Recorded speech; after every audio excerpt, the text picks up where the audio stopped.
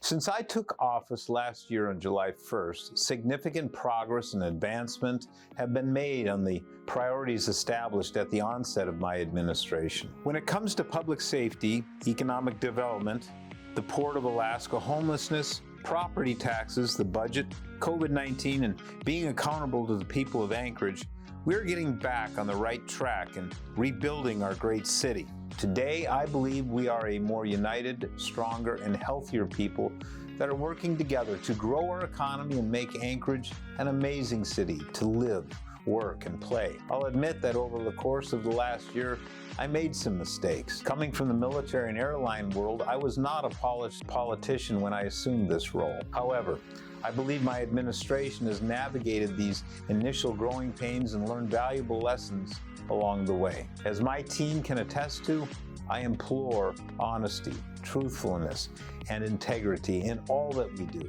It's our job as public servants to shoot straight with you and correct our course of action when you deem necessary. If we make a mistake, we own up to it, ask your forgiveness, and seek to do better. This process is the only way we can improve as a society and as a government working on your behalf. Turning to the successes we have had over the last year, I'd like to start with the highest priority of government, that is, public safety and preserving law and order. The Anchorage Police Department held 2 strong academies, including the largest since 2017, which brought 23 new officers into the force. APD secured its first cold case homicide indictment, and thanks to the reorganization of the drug units, officers have substantially increased the seizure of illegal drugs, guns, and money. I prioritize the protection of women and children in our community by standing up a special domestic violence unit within our Department of Law. This 11-person unit has 5 prosecutors and 2 APD officers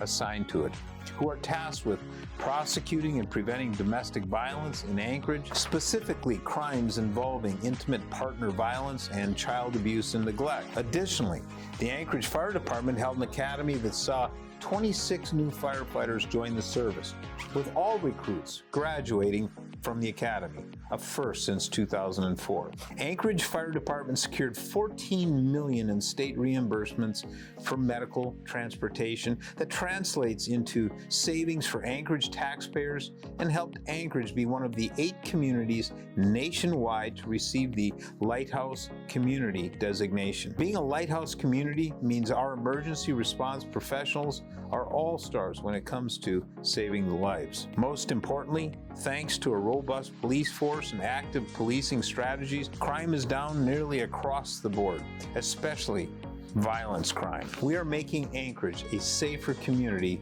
for everyone. Turning to the economy, Anchorage is roaring back after languishing for years under misguided policies and COVID shutdowns. In short order, we worked with developers to bring about nearly $300 million worth of projects in downtown alone, with more projects in the works.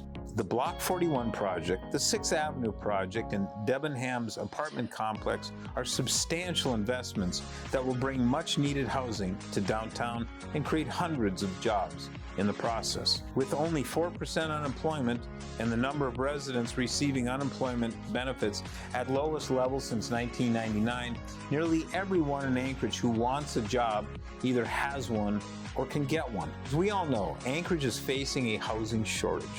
To counter this, I propose an ordinance to spur development of accessory dwelling units, ADUs, also known as mother-in-law apartments, by providing a 10-year tax exemption for homeowners who build an ADU on their property. To further spur development and construction in Anchorage, we undertook a huge rewrite of Title 21. That was approved by the Assembly. The benefits of this effort are already bearing fruit. Building activity is up nearly $50 million this year over 2021. Coming into office, addressing homelessness was at the top of my list.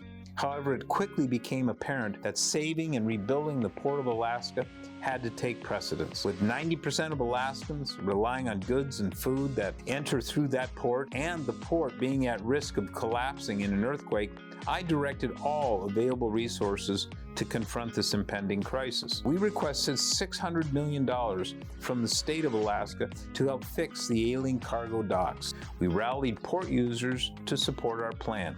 We traveled to D.C. to present the case to our congressional delegation and lobby federal agency heads, and spent considerable time in Juneau during the legislative session, imploring legislators on both sides of the aisle and Governor Dunleavy, who helped our cause tremendously, on the need to secure funding this year. This work paid off as we secured the largest appropriation ever in the state, $200 million for this port. The municipality also triumphed in our lawsuit against the Federal Maritime Administration, MARAD, that could result in winning $367 million in damages due to botched design, construction, and management failures that took place during a prior expansion project at the port. Coming back to homelessness, it must be noted that the progress made in the last year on this issue is historic. Never have so many people come together through the work with the Assembly and community partners.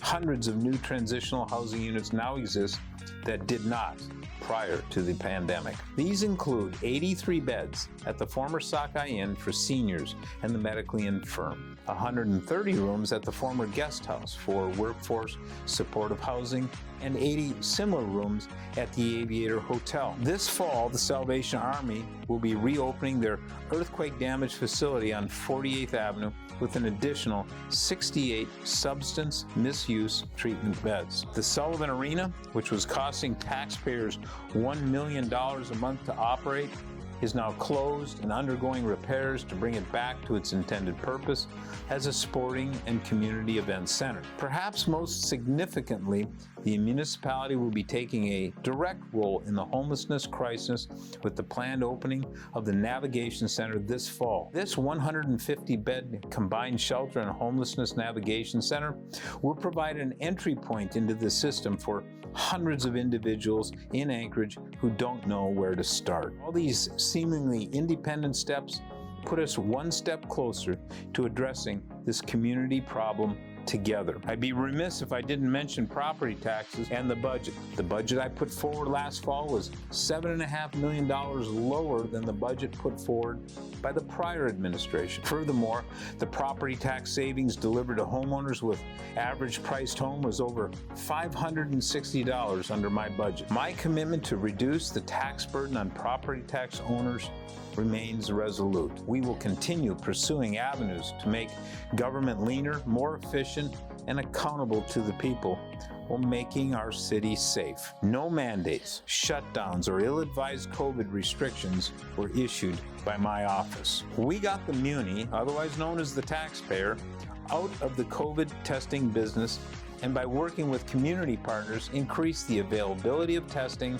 vaccine, and treatment clinics in our city. We kept businesses open, churches worshiping, and gatherings happening in Anchorage. As your mayor, it's vital to hear from you and meet with people I represent. Over the course of the last year, I participated in many events, ceremonies, and speaking engagements. My office is open, and I'm here to listen to you. Likewise, some of the work my team has done to connect with and build up our city include organizing relief efforts for the people of Tonga struck by the volcano, conducting multiple job fairs to provide employment opportunities to underprivileged communities, teaching financial literacy to elementary school children, engaging Anchorage youth with their local government, and starting a mentorship program within the mayor's office. These accomplishments exemplify just some of the work my administration has undertaken this last year. Other than being a husband and father, it is the greatest privilege and honor of my life to serve as your mayor. Representing and working on behalf of 300,000 people each day is a humbling and motivating experience. I will continue to advance policies that grow our economy and create jobs, keep property taxes low, limit government encroachment on your freedoms, protect life and property, and put people first. Thank you for your trust and prayers.